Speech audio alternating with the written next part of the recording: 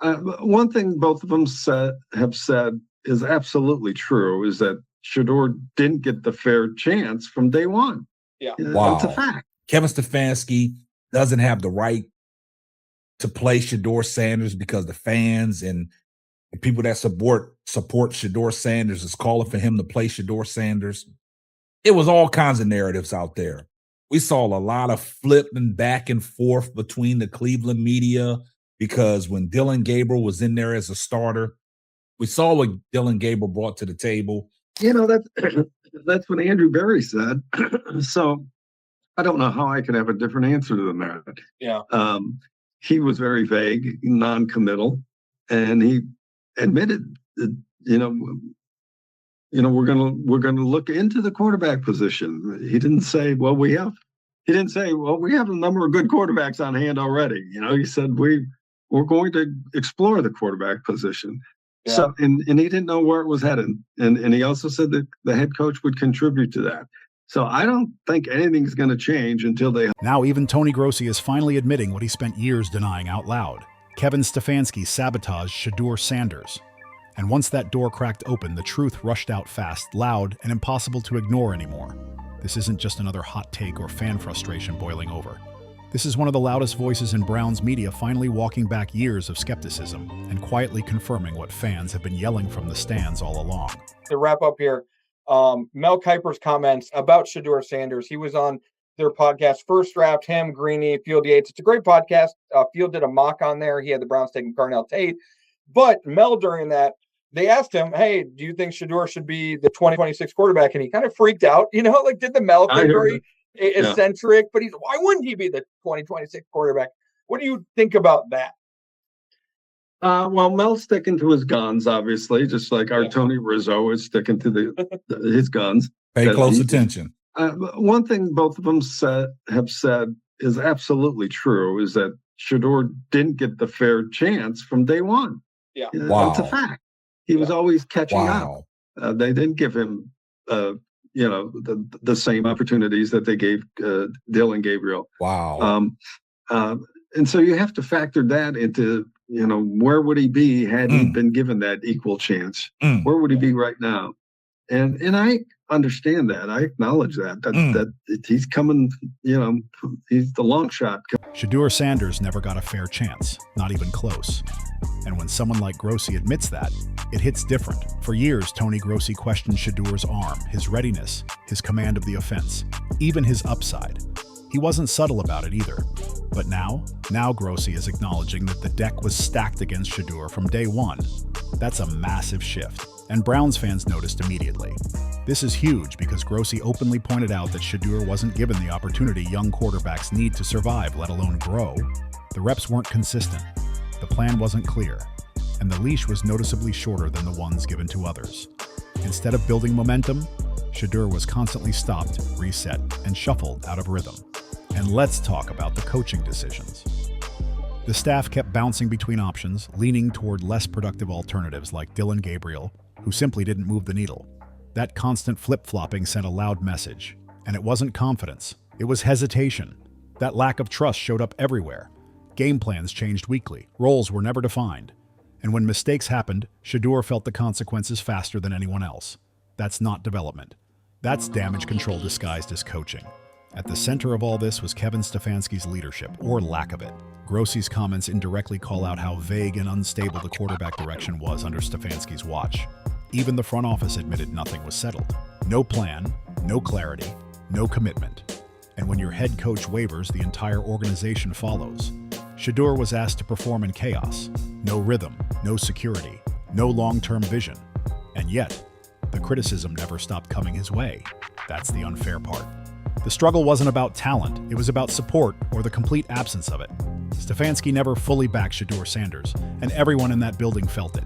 Roster changes, shifting priorities, mixed messaging, every obstacle landed on the quarterback's shoulders. That's a brutal position for any young player.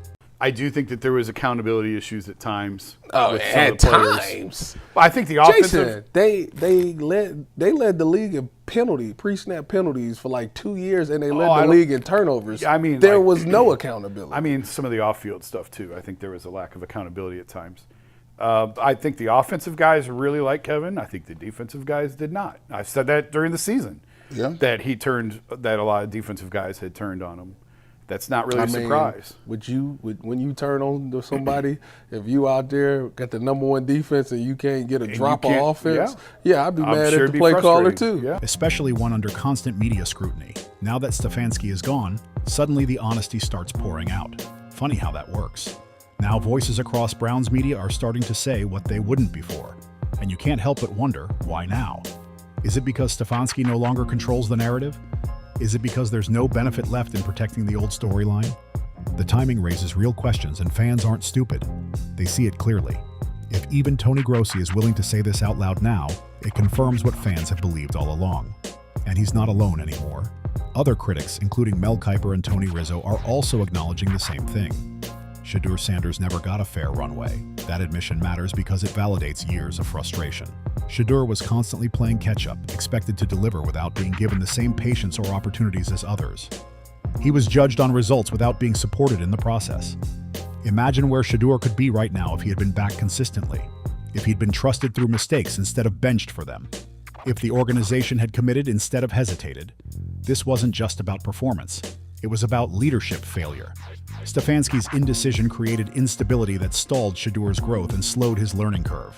Instead of empowering him, the staff leaned towards safer, lower upside options that didn't change outcomes. That's the real story coming into focus now. Not that Shedeur couldn't handle the moment, but that the moment was never built to help him succeed. And now, with the curtain finally pulled back, the truth is louder than ever. That was always sticking up for Kevin Stefanski when it came to things about Shedeur Sanders. And we always called it out over here. Look, the head coach, Kevin Stefanski, all season long, y'all saw what Kevin Stefanski was doing. It was hard for him to mention Shedeur Sanders' name in the post-game press conferences, even in the media day availability. Now, we know certain Cleveland insiders, they was, having Kevin Stefanski's back. Just going to name a few: Mary Kay Cabot, Tony Grossi, Jason Lloyd, Anthony Lima.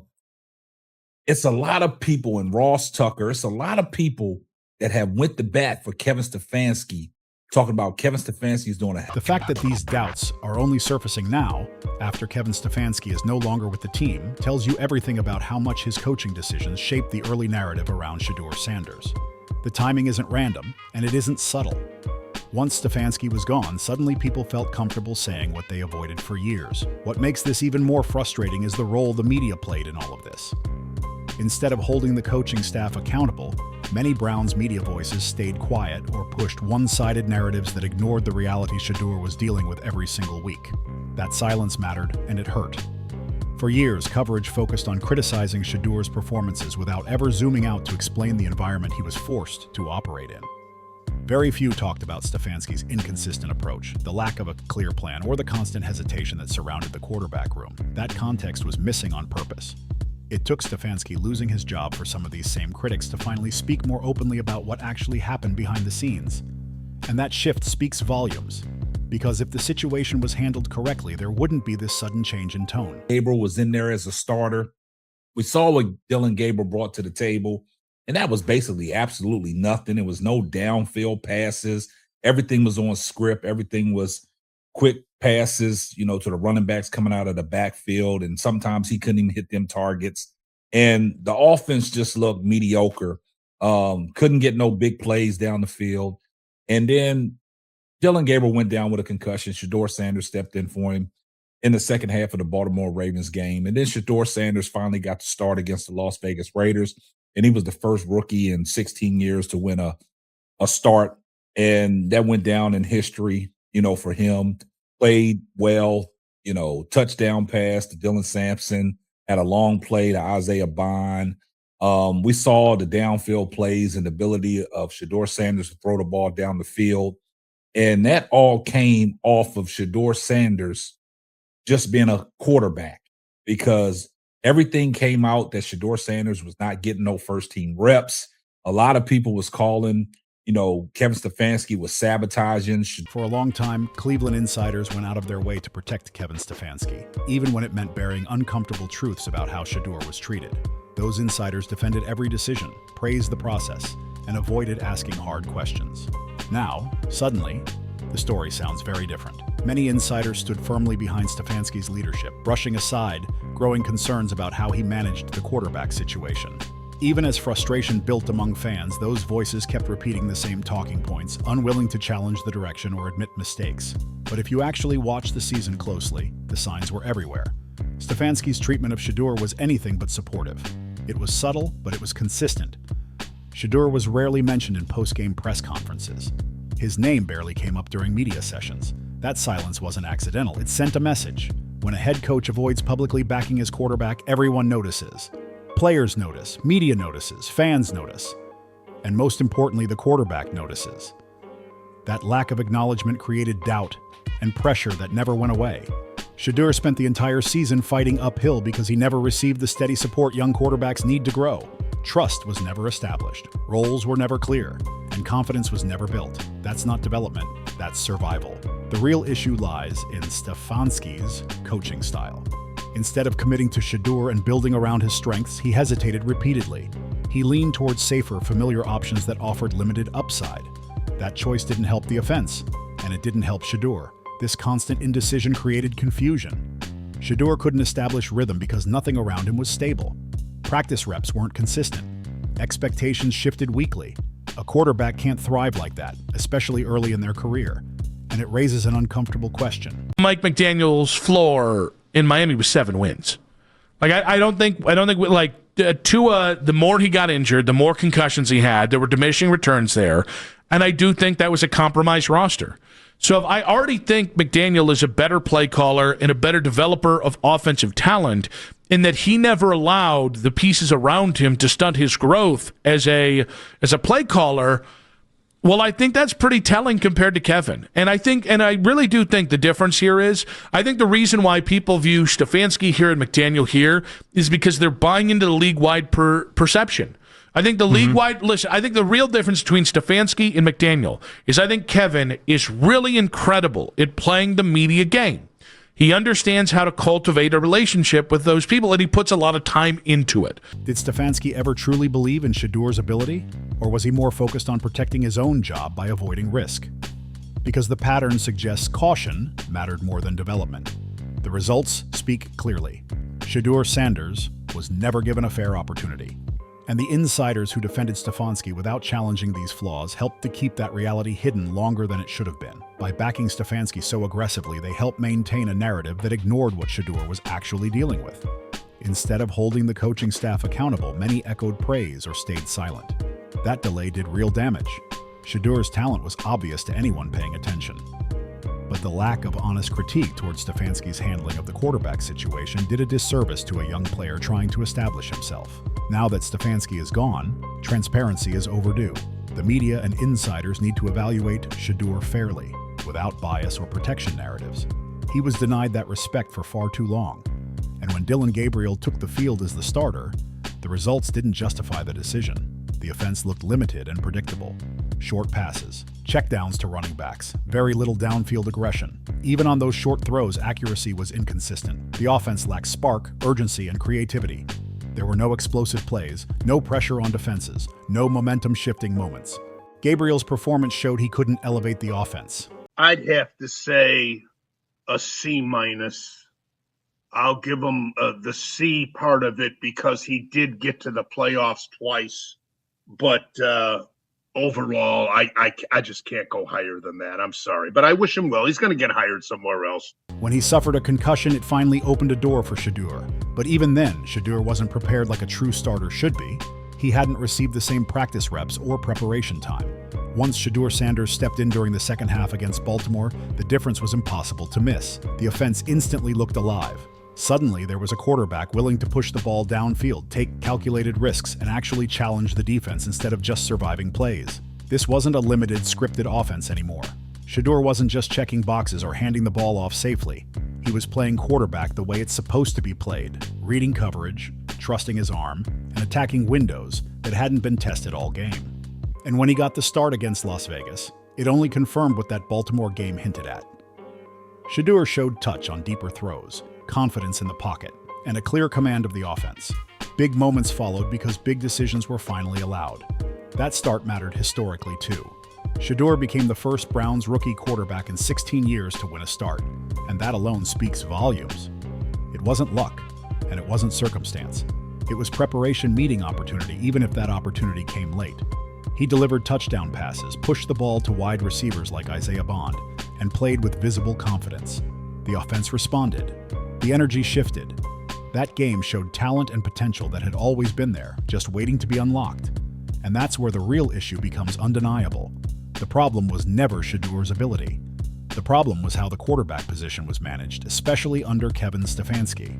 From the beginning, Shedeur wasn't given first-team reps, and that matters more than people admit. Tony, I be hoping you be. Hold on. Tony, I be hoping you got something positive to say about me. You always say negative stuff about me. And I'm like, I ain't do nothing to you. No. I ain't see nothing positive that you ever said. I did something positive every day. What up, Tony? Come on, Tony. What I do to you, Tony? For a young quarterback, reps are everything. Timing, chemistry, confidence. It all starts in practice. But instead of investing in Shedeur early, it felt like Stefanski kept him on a short leash, limiting his growth and delaying his development. Many observers didn't hold back, calling the situation what it looked like: sabotage. Decisions were made that actively worked against Shedeur gaining momentum. Meanwhile, Dillon Gabriel was given the starting role despite struggling to elevate the offense. That contrast is impossible to ignore. Gabriel had the reps, the preparation, and the support, yet the offense stayed flat. Shedeur had none of that, yet still created spark the moment he stepped in. That mismanagement forced Shedeur into constant catch-up mode.